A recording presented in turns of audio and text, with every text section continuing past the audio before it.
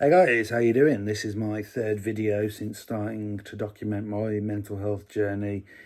Um, yeah, it's been quite strange. I've kind of enjoyed making the videos. I'm granted I have no audience at the moment, but the audience I'm hoping will come in time when they sort of find out I'm trying to share my thing in the right places. I don't want to bombard people or annoy or irritate people in comment sections and stuff, because let's face it, we all hate it when people do that.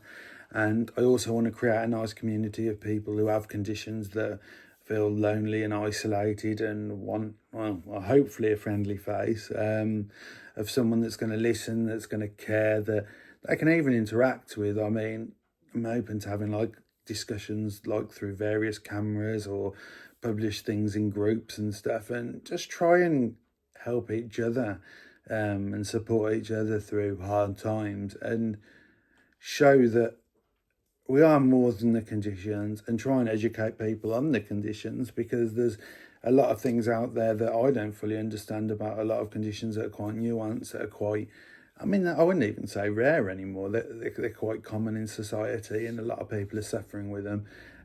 Yet we've made that mistake a lot. When there's a lot of talking and there's no action, people get frustrated. And in this situation, there's been a lot of awareness, but a lack of education. So people are aware of terms, but still no further forward of aware of exactly what it entails having these conditions. And unfortunately, a lot of people are learning off things like Reddit, where people are posting opinions and not fact all the time, which is then becoming someone else's opinion and fact to them.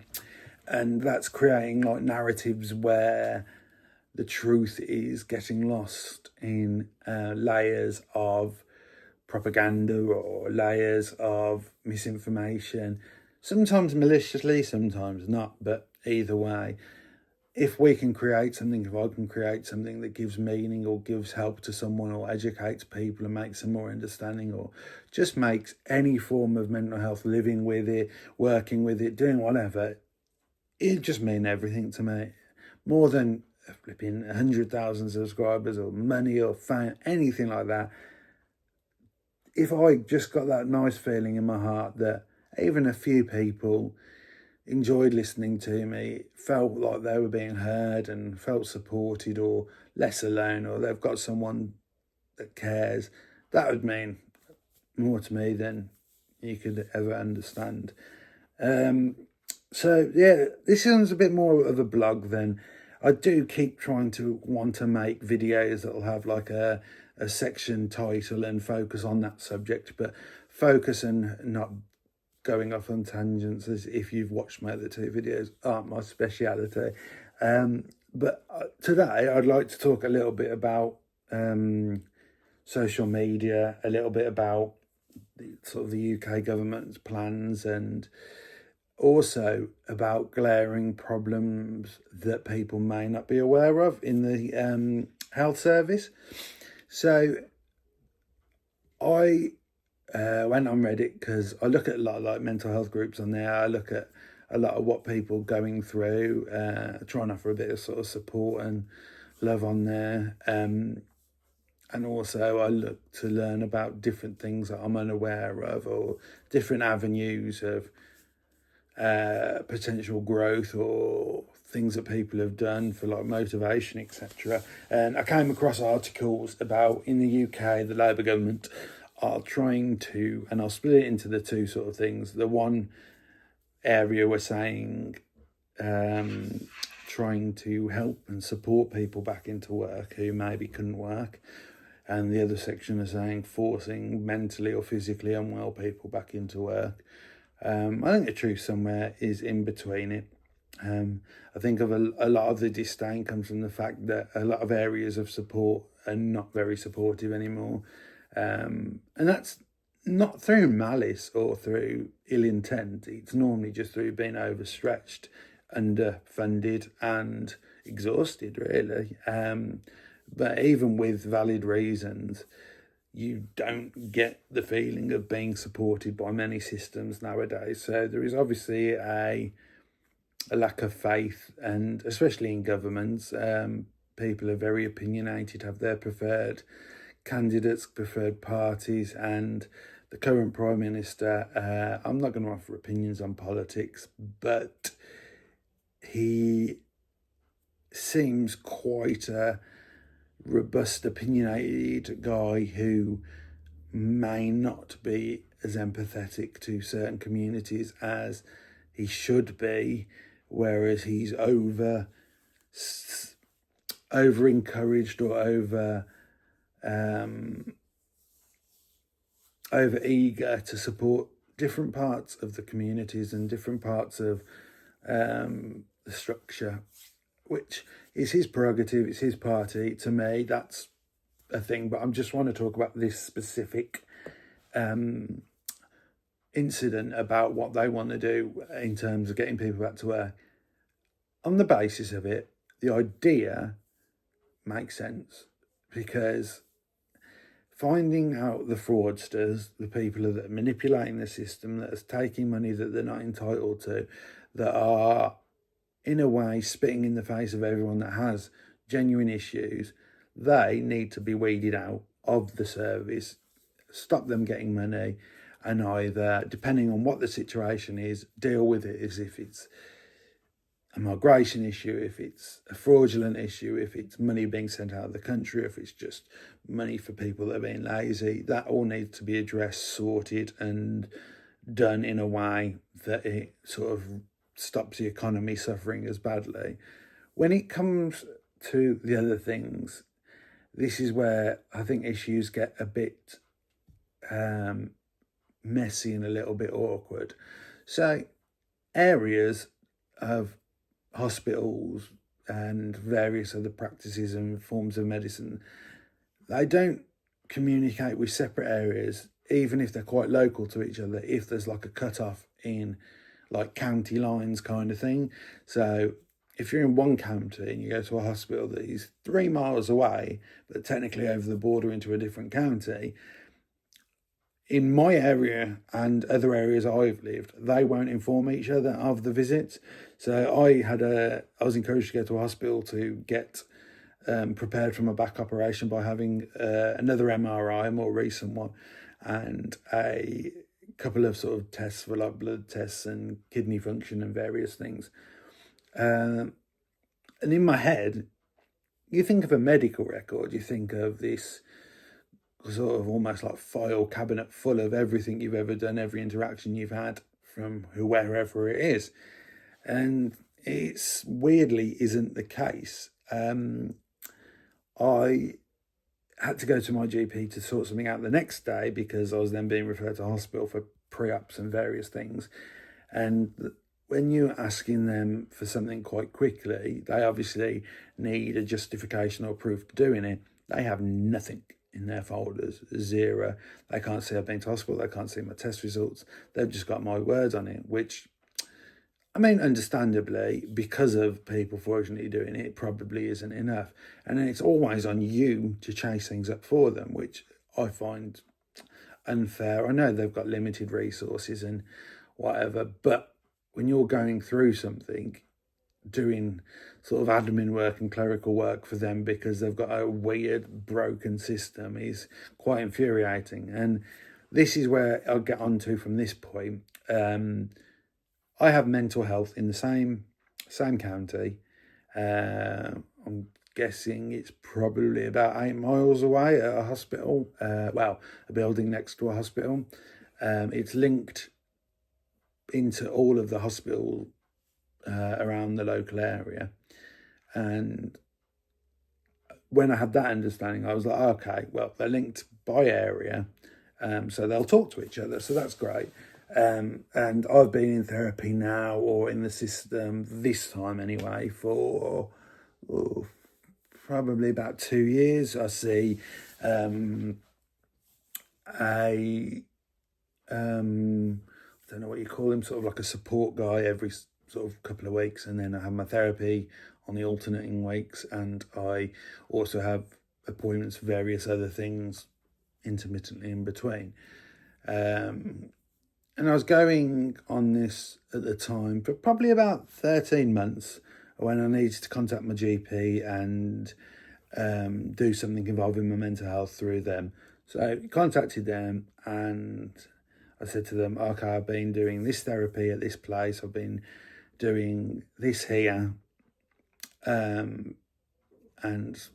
etc. But I didn't go into massive detail because I was like, oh, I love all the information anyway.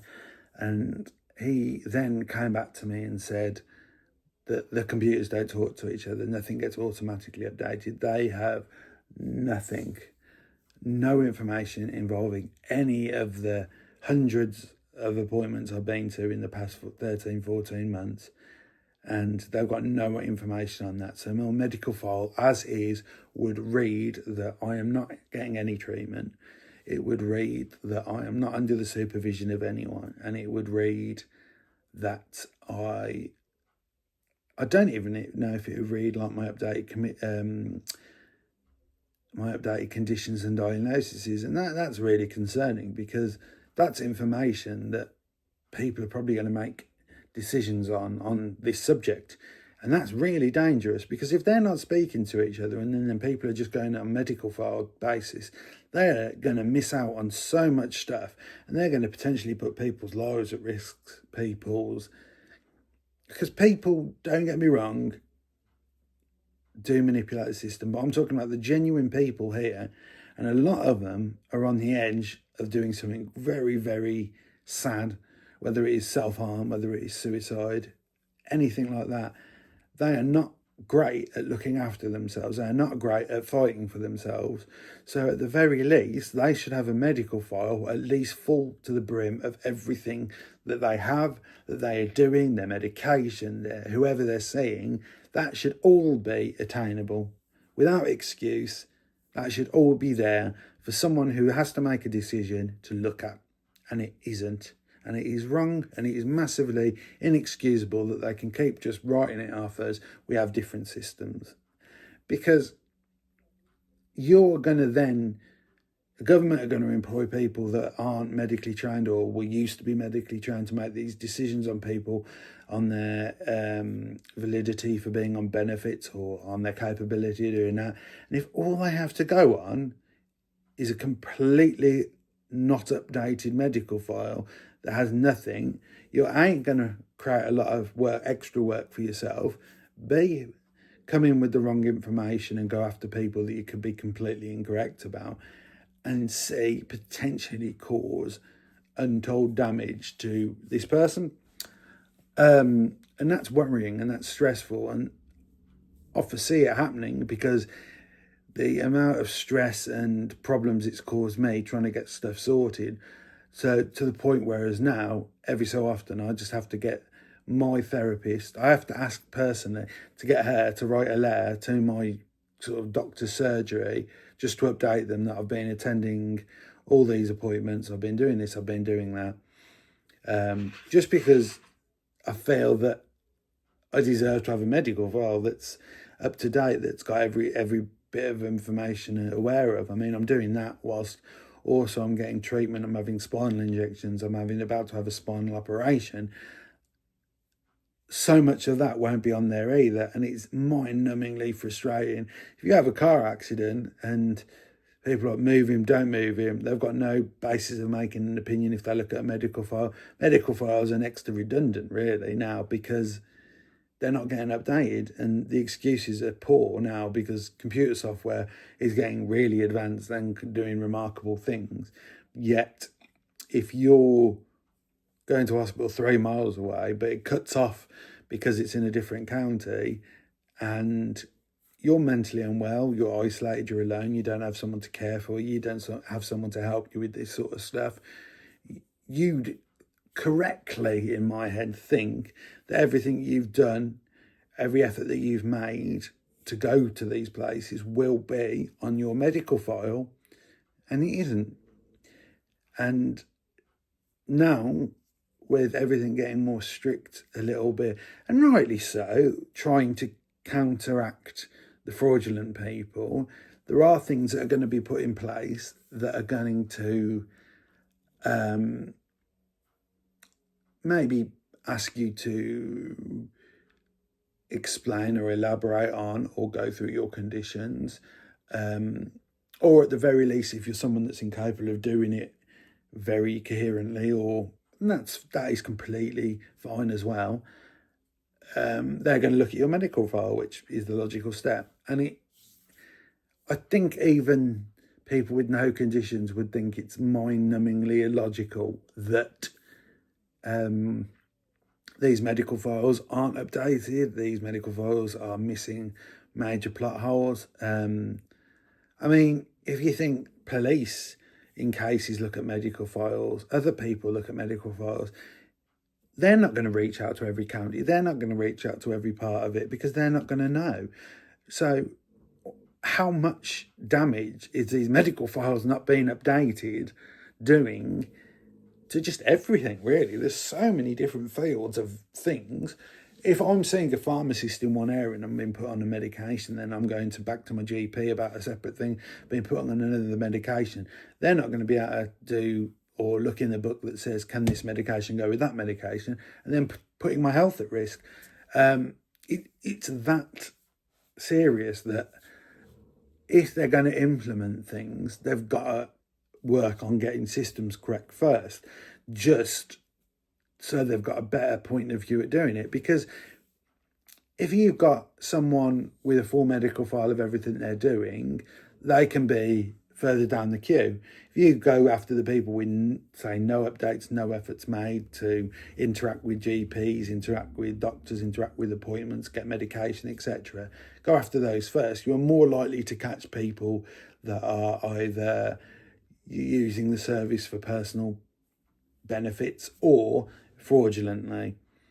Because speaking to my therapist and other people, they say they do get people who try and get through the thing, but they can normally weed out people that aren't being as honest with it. Obviously, a lot get through, or some get through, and they continue to tie up the service, and real, genuine people are missing out on appointments, which is another sad fact. But this point of view, I think, is something that they drastically need to do and need to alter before they start implementing people going after sections of society, sections of the mentally unwell, because they're going in ill-informed and borderline ignorant, and that's dangerous. And I know people say, oh, what's the danger? But honestly, if you have a mental health condition, like a severe one, it can do a lot of damage. And I just like people to have a bit of faith in my wording, because I'm speaking from experience, and I'm someone that has been strong enough to support someone through a divorce. Obviously not my divorce, like a family member. I've supported other people through that. I've worked in very responsible jobs like Barclays, banking and various other things. And I'm not someone that maybe you'd categorise as stereotypical with having these issues. A lot of my trauma came from someone pointing a gun at my head, completely unprovoked, whilst I was at work.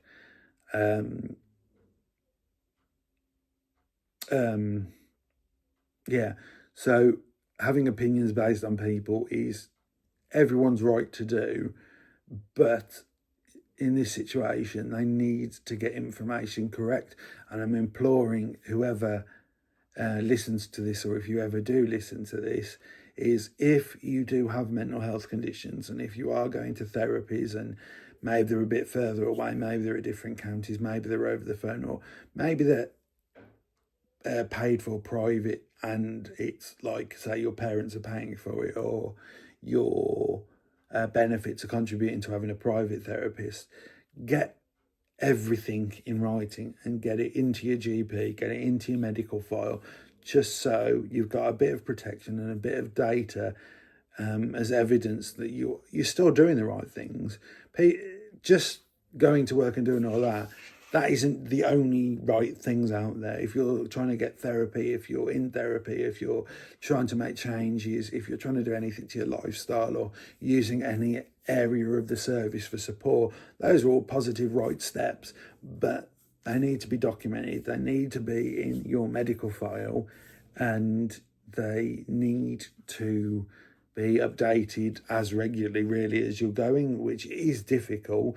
But even if you semi-regularly ask for letters to be sent or whatever, from my experience, clinicians, therapists and all that are normally quite fair enough to do it because they understand why it would be a stress for you. It's like everything, it's like benefits. Benefits will look at your medical file. I luckily have a mother who is almost OCD with organisation, keeping things, and she's been an absolute dream of keeping all of my hospital records, my mental health records, appointment records, every slip I've got organised. So I had to send in photocopies of them because medical file alone would have shown me as probably next day. Probably wouldn't know the fact that my back's broken, my neck's broken, anything like that. And that's so mad. The amount of people that could be getting rejected of the service because they've looked at a medical file and it's just got no information in it. And then people aren't realising that there's no information in it because the computers don't talk to each other, the operating systems don't talk to each other, different counties don't speak to each other. There should be one medical file, wherever you go, the same person updates it with whatever service you're in, whether it's therapy, whether it's operation, whether it's plastic surgery, whether it's whatever it is, it needs to be updated in the same file, whatever condition, whatever clinician, whatever area of the service you're in. It is only logical that this medical file needs to be updated with everything. So I just really want anyone who is suffering to just heed my advice on that. And if you're worried and concerned about the times that are upcoming, just make sure you get everything documented, everything that you feel that supports your case and make sure it is in your medical file and everything is being updated, because you deserve, at the very least, to have a fully formed opinion made on you, not something based on incorrect and missing information. My last point on this was reading the Reddit. I try and avoid it because I feel that there's a lot of unnecessary cruelty on there, and people are rightly frustrated about having their tax money spent on people who are manipulating and stealing from the system. I've felt the same at various times throughout my career where you get such a massive chunk of tax taken out of your salary, national insurance, and then you read about these people that are sort of sending money to a different country or aren't actually unwell, but there's no way to get them off the service because of how it is. That is infuriating, and rightly so. I agree with people's reasons for being angry about it. However, you can't generalise everyone. And I just wish people would take the time just to separate the genuine sufferers from that and not just be angry at everyone, because it is just a little unfair of people to attack people on conditions that they don't understand. They might not agree that there's a benefit system. They might not agree with people with mental conditions deserve anything, and that's their prerogative. But I do believe there is a kindness and a caring nature in a lot of people that they'll understand that genuine sufferers and people with real conditions and people that are really suffering do deserve a bit of help. And that's just a case of person by person, what they believe and whatnot. But I came across someone who posted on there, a girl who was mid-20s. She posted on that she had a personality disorder. She had ADHD, dyslexia, agoraphobia, ADHD and autism. I can't vouch if she's being genuine. I don't know her. She's just typed this in on Reddit. And granted, a lot of people will lie, will manipulate, will just talk at a waffle on there. But at the basis of this comment, it was true, because you don't know her, you don't know any different. Factually, it is true. The first reply was of someone who categorically said autism, personality disorders, ADHD, agoraphobia are all made up. They don't exist. That was the comment they made, that the person should be at work because these things don't exist, and she is a scrounger because they don't exist. That is ill-informed, incorrect, and vile, personally. To attack someone like that when their whole life could be potentially getting destroyed or ruined or made increasingly difficult by these conditions, and someone feels they've got the right to then go on and dismiss it, it's cruel. And you've got to just choose your words more carefully. If you don't agree with something, maybe just walk away rather than commenting, because potentially your comment can do real danger to someone, because you might feel a certain way, but if your views are just massively unfair or just incorrect, saying that conditions don't exist because you don't agree that mental health's a real thing, just walk away from commenting, because you doing that is going to cause you no stress, whereas you typing something like that could potentially push someone who has no one over the edge. This poor girl kept arguing a case politely, with things like therapies and various other things that she'd been diagnosed with, and this person just kept sort of insulting her, saying, no, you're just weak, or no, you're just lying to yourself, or no, you just haven't had good role models, just continual vile things as his reasons for her lying. And it was just really hard to read, and he had quite a lot of support on it as well, and likes, and she was getting like the minus likes on Reddit and how it is, and it was really, really tough to read. And as I read more through them, the people that don't get me wrong, they're being completely respectful in how they approached it. They were being quite articulate with how they worded it. They were explaining things from a mental health sufferer's perspective, and nearly every single one of them was getting attacked and getting written off as like they were a scrounger. And to me, that's harsh, that's wrong. And as much as you might detest the people that manipulate the system, and your views might be that you don't like or don't agree with people having conditions and getting benefits for them, just try and think about what it's like to live with the illnesses. Have a Google of what people go through. Have just a little read of what it's like. And I'm not saying your life's easy because you don't have conditions. I'm not saying that you don't deserve support for not having conditions. And I'm not saying that it's fair that your tax goes to it. I'm not saying that tax or national insurance that you have to pay is fair at all.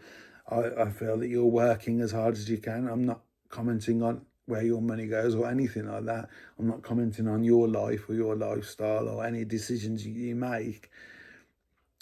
I don't have the right to do that. It's your life. But just be very careful with what you accuse people of or what you say or you think fact is, because it can do a lot of damage to people, and that's not worth your time, your effort. That one conversation you've made, that one comment you've made can ruin someone's life, can ruin someone's week. People are very, very fragile with a lot of conditions, and you making comments saying things are fake and things don't exist, even if the person knows it's illogical and wrong, God, it can rock them. God, and why can't we just be more kind? I admit I get angry about subjects and I'm not always perfect, but I just wish there's a little bit more kindness, a little bit more understanding, and as well as awareness, just educate a little bit on what it's like and try and be a bit empathetic. Even if you've got no time for being empathetic, maybe just cut any time you've got for hating on people. Detest the people that are doing things wrong and focus on the ones that are doing the immoral, illogical and fraudulent things, rightly so, 100%. But just make sure you are well enough informed to know not to group everyone in the same bracket and to cut people who need it a little bit of slack, because their life's tough as well, and you might feel a certain way about it, but you offering a little bit of kindness and support is going to do them more good than you lambasting them or accusing them of doing something wrong. So like everything I say, try and just give a bit of kindness, a bit of understanding, because honestly, that means the world to people that are suffering, because they might not get it in any other aspect. If you give them a bit of time and listen to what they're saying and empathise a bit, that can do them a lot of good. But attacking them, even if they aren't being particularly polite or whatever, it can do a lot of damage, and words can do a lot of damage, and people need to really be responsible with what they're saying online now. Yeah, and I apply this to any age. Like you see, people go to funerals of people that have died through suicide, and it's always the same comments of, "Oh, I wish I'd have known, I wish I'd have done more." And I can't tell you the amount that I've seen that I know they knew, and they chose not to do more at any point. You see kids getting bullied at school now, and young people taking their lives, and people aren't doing the right things and putting the right things in place and learning from the incidents to protect it from not happening again. And people are still getting attacked, and there's just a lack. Everything's just going awareness, awareness, awareness, and that's great, that's fine, but we need more than awareness. I know she's a bit polarizing, but Greta Thunberg made a great point about all words and no action is pointless. Words and like awareness is great for so long, but if people aren't educated and informed correctly on the subjects and are making decisions or poor behaviour based on not having the education, then the awareness will have all been for nothing, because no one is benefiting from being just aware of things. I hope that made sense to everyone. I hope my rambling wasn't too bad. I just read that today and it hit me a certain way, and I felt like I wanted to talk about it. So today's video will be like a little bit of a blog. If you get anything from it, maybe like, comment, subscribe. If you agree, fine. If you disagree, as I say, I'm always open for fair debate, coherent arguments. I think they're important as anything, as is criticism. If you find you don't like something that I'm doing, if you can word it in a way that isn't, oh, lose weight or do this, do that, or just respectful kind of thing. I am open to criticism and how to make the channel better, how to grow it, how to make it a community rather than just a me thing. Make it something that's going to be a useful tool for people of all ages. That'd be great. So I don't have an intro, I don't have an outro, so I am just going to wish everyone a happy, positive and joy-filled day as much as you can, and stay well, stay healthy, and look after yourselves. Bye.